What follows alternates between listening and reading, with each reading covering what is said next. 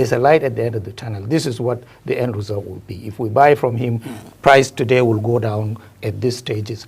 And let's see how it is going to go down. So far, nothing has come out from them. It looks like they cut short the joy of many Nigerians, because when we heard that Dangote Refinery is coming up, is producing and all of that, many Nigerians were happy. Exactly. And just few days to where they kick-started, NNPC had to increase their price.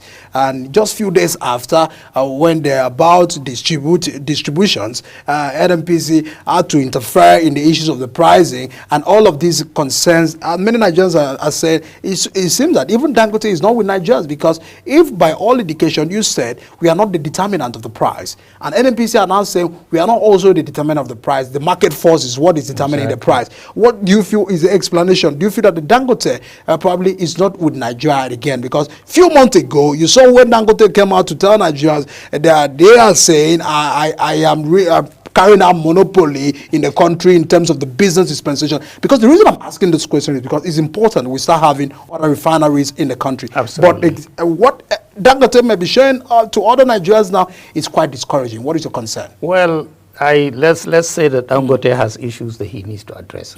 The question we need to ask is, number one, why is NNPCL buying PMS? What is their business in buying PMS? I can understand when we have to buy internationally. Nigerians can now go out and go to the refineries and buy. So the government has to go and do it. But this product is already in Nigeria. Why is NNPCL buying and then selling to marketers? Are they doing it for profit? Or are they doing it as a social welfare so that they can reduce the price? Whatever is their reason, they need to come out and tell us. That's one. Two, Dangote says that his price is about 55 cents to the dollar. 55 cents translates to about 900 naira per liter. If NNPCL is buying at 900 naira per liter, how much are they going to sell to the marketer? How much is the marketer going to sell to the consumer? And if you buy in Lagos, your transport cost is cheaper than if you buy in Maiduguri. How much are we going to sell in Maiduguri or Potiskum? So these are the issues that we need the transparency in. Dangote has to address the issues of production. The government needs to understand that by them buying, they are telling us that they own the market. So whatever happens in the market is their fault. If they didn't interfere in the market, then we have a free flow of, capitalist market. The demand and supply will determine price. That would be perfect. They are not doing it that way. They are pushing their own price. So I think that Dangote now has to say, okay, if you're buying from me, how much are you buying? And are you buying all of it? Or do I have left over to sell to Nigerians or take it outside? These are issues that needs to be addressed publicly. It shouldn't be in secret where we don't know what is going on. I mean, when you look at the body language of the presidency, is probably being silenced on this, and he's putting Nigerians through the fact that that's saying if the former president was also the Minister of Petroleum, he understood what was going on in that sector.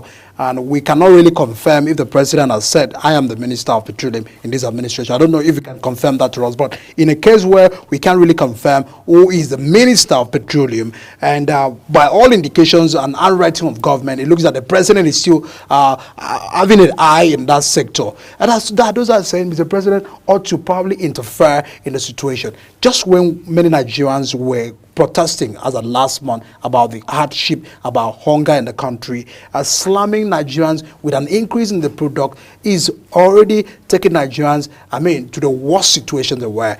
Because these are the factors that are considering. The minimum wage have not been properly implemented. And NLC are saying, you have betrayed us because we agreed 70,000, because you agreed to sell a few at 600 now. How do we begin to explain this to Nigerians? Well, the ministership suggests that we have no trust in our own people, because the president being the Minister of Petroleum is telling you there is a problem, because he assumes that nobody else can do it the way he wants it done. And that's not good for Nigeria. Even the former president, that's not good for Nigeria. There are capable people that can run that ministry, and he needs to find them and he needs to put them in that place. One. Two, if the pricing is going to be controlled by government, then there is a need for us to understand that subsidy removal created a new problem that has not been addressed. So we can't ignore it. If you remove subsidy, then what are you going to do to, mitigate the increases in price and the runaway in cost that is going to affect every product in Nigeria.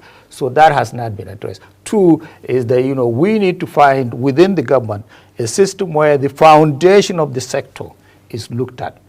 Not just cash, because we're looking at cash flow, subsidy removal, pricing. We're all dealing with cash. What about the actual system itself, the refineries, the moribund 4 refineries, the modular refineries that can come up, all these other areas that we can use to help the sector grow. We're not doing it. We're just focused on just numbers. And these numbers are not going down by any means. They're always going up. So nothing is working as far as the promises that were made. Because when you look at the fact that some person are saying, yes, we had agreed to the subsidy removal. We had accepted the fact that, yes, it was evil. We can't continue to subsidize for other countries and all of those statistics that they were quoting for us. But there's some part of the country that are saying, it looks that we probably need back the subsidy because the life is now getting worse. The CNG buses that Mr. President said, I will bring to Nigerians. We've not seen them on the road, cushioning the effect. But, look at the measures of government. Is it enough? Is the palliative enough? CNG is a minuscule solution to a big problem. You can't talk about how many buses can you get? Probably because of the transportation. If they can even attempt to address the issue of transportation, many Nigerians would have been... If the government is serious about removing subsidy, the money that it has removed now, what is it doing with it?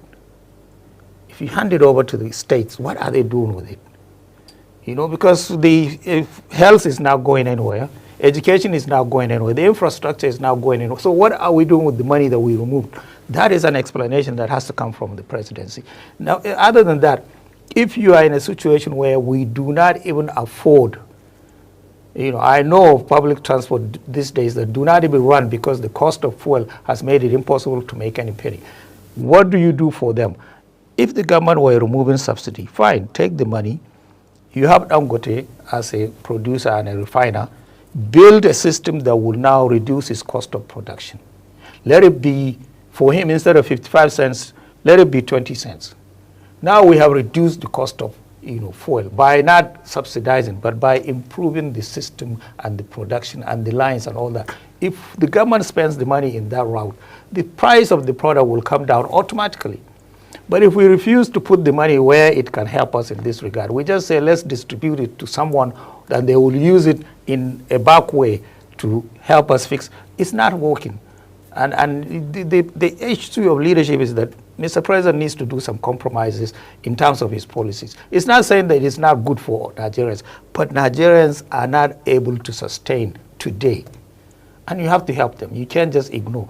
And APC as a party needs to understand that, hey, we are a popular party. We need to maintain that popularity someday. 2027 is now going to come, and we have zero popularity and expect to win elections. Because Nigerians are now saying probably it looks that the former administration was better. That was what Nigerians were praying against, that they don't want a situation where they will be saying that the last administration was better. But it all looks that for 16 months of President Bola Tinubu, people say that life is so much hard. But in the other way, the president is saying, I am steering the ship, I am top of the game, and I'll address this issue. How do we begin to understand? How do we explain to Nigerians that the reality on ground is different from what the president is telling Nigerians, because he's insisting that the policy he's taking is for common good. Is it the situation?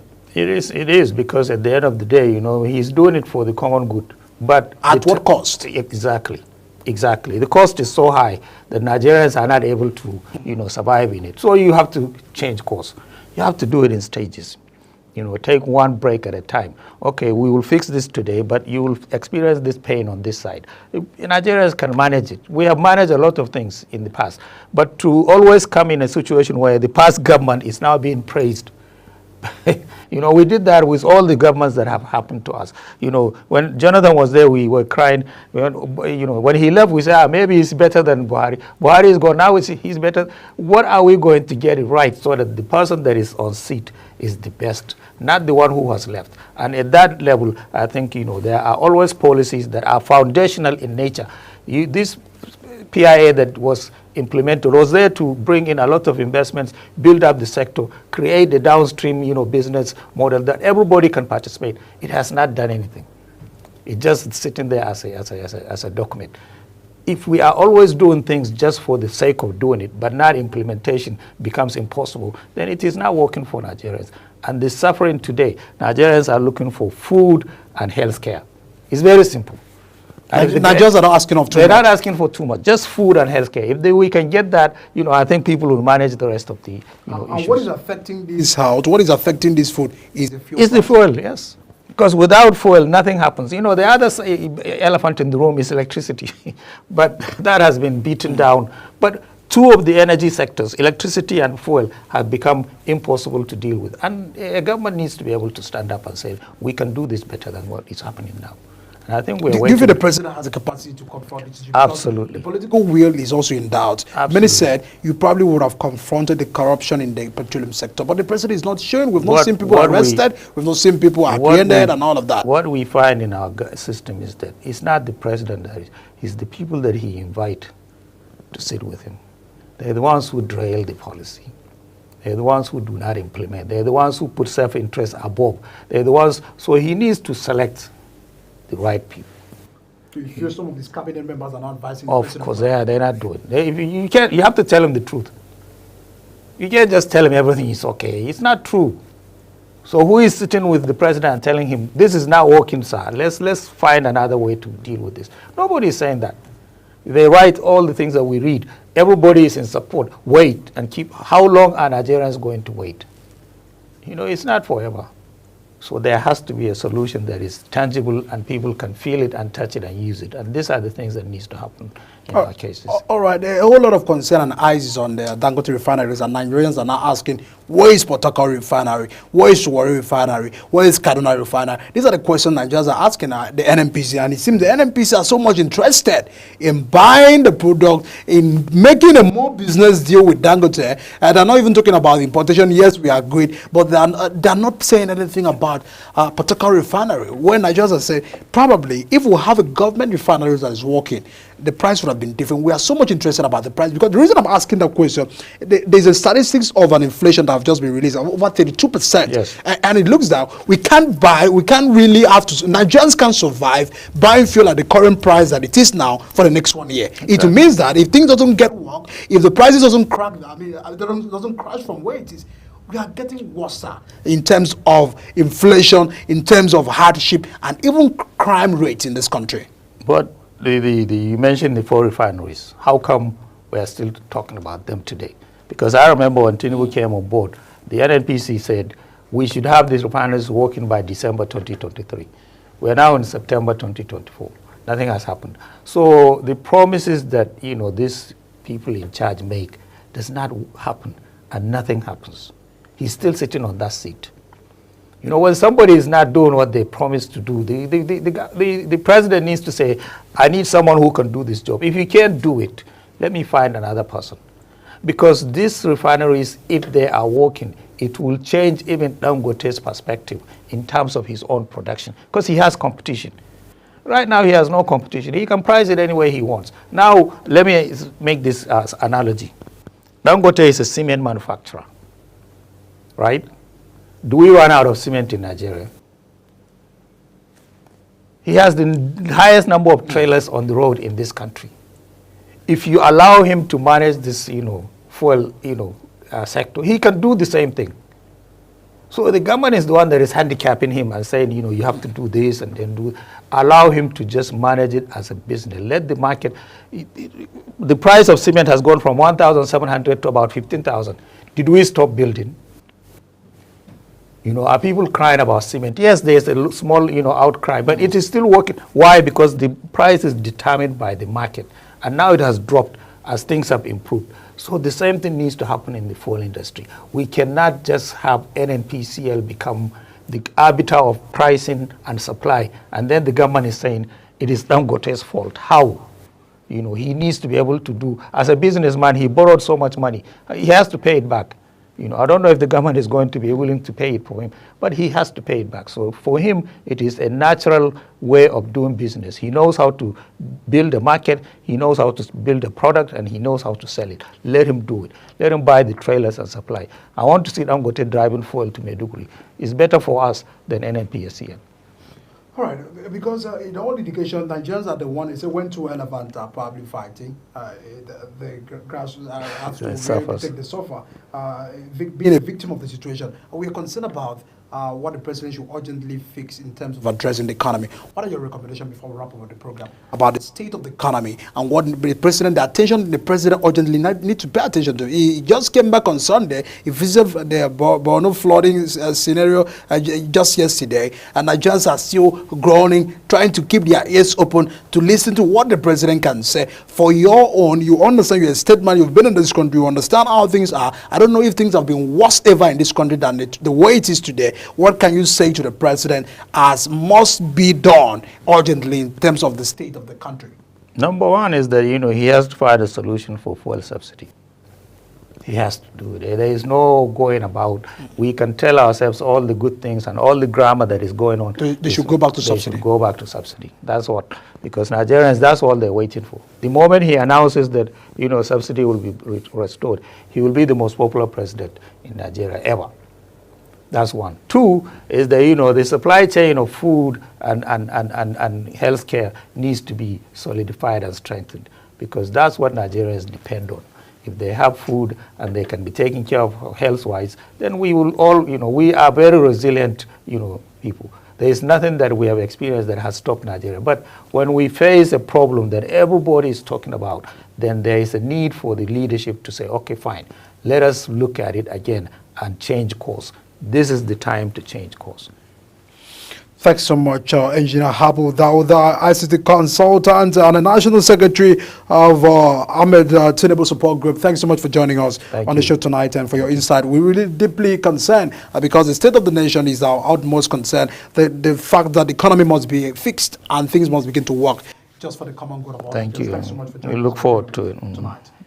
And everyone, that's where we wrap it up on the program, where very shortly we're bringing you the news prime here on the hour, on top of the hour, a concern about the situation of things in the country and the fact that we're still keeping our ears very open to understand what the steps federal government will take in addressing the inflation in the country and the many economy issues that have been raised. The Dangote NNPC saga is still ongoing, and Dangote is not yet confirming to many Nigerians at how much they sold to NNPC. And at the other end, Nigerians are saying, NNPC, please allow the market to be open. The marketers are insisting that the market should be open for all so that they can all buy and service Nigeria. In all of this, we just want a country that works. And my name is Edikan Michael, your host tonight on the program. See you again tomorrow. I mean, I just succeed always.